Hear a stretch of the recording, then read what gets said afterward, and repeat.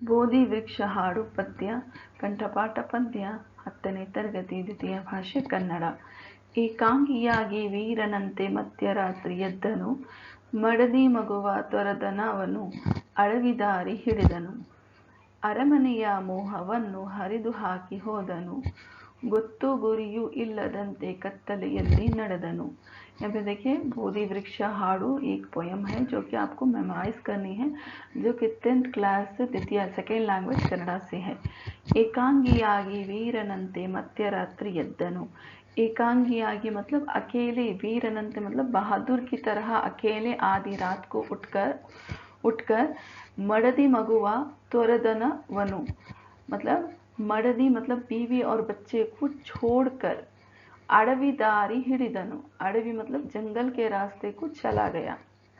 अरमनेय मोहवन्नु हरिदु hockey होदनु. अरमने मतलब राजमहल का जो ऐशो आराम है, उस सबको राजबार है, उस सबको छोड़ छाड़ के चला गया. गुत्तु गुरियु इल्लदंते कत्तलेयल्ली ನಡೆದನು. गुत्तु गुरी इल्लदंते मतलब गुत्तु गुरी इल्लदंते मतलब जो रास्ता उसे कुछ भी मालूम नहीं, कहाँ जाना मालूम नहीं, फिर भी वो आधी रात को उठकर अंधेरे में जंगल के रास्ते चला गया. ಕಾಡು ಕಾಡು ಅಲದವನಿಗೆ ನಾಡಿನರ್ಥ ಹೊಳೆಯಿತು, ಕೋಗಿಲೆಯ ಹಾಡೊಂದು ದೂರದಿಂದ ಕೇಳಿತು, ಬೆಳ್ಳಿ ಚುಕ್ಕಿ ಬಾನಿನಲ್ಲಿ ಆಗ ತಾನೇ ಬೆಳಗಿತು, ಬೋಧಿ ವೃಕ್ಷದಲ್ಲಿ ಮಹಾಬೆಳಕೊಂದು ಕಂಡಿತು.